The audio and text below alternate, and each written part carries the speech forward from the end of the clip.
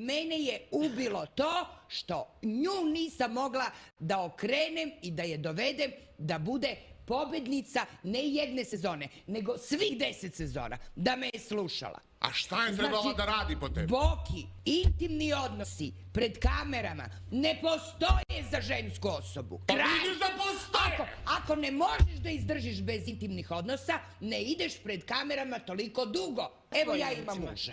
Ajde. Da je moj muž bio tamo, na primjer da smo ušli zajedno, a moje ćerke ostale kuće da gledaju TV, kako bi se osjećale da mene kao majku, jako mi je muž tu, vide u odnosu seksualnom sa mužem.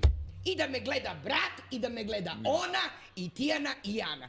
Kako bi se ona kući osjećala? Ajde, objasni mi kako bi se osjećala. Pa ja da ti objasnim ili ona da ti objasni, ženo. Miljana, tukaj mene mi se nametnuo jedno pitanje. Da li si ti, Ljubavi, to radila svesno, te seksualne odnose? Ja mislim da si ti to radila sve svesno. Naravno, svesno, da. A ne zbog potrebe. Naravno. Nisi valjda nimfomanka. Naravno. Verujem da ti mnogo stvari si uradila namerno zbog publiciteta. Ne, ništa. Ti, Marija, šta misliš? Jeste. Ovo zadnje sranje, moram tako da se izrazim, Ajde, u ovo je zadnje slobodno sezoni YouTube, što je možda da uradila psujemo, sa ali- onom ženskom osobom, to je uradila upravo zbog toga što si ti rekao.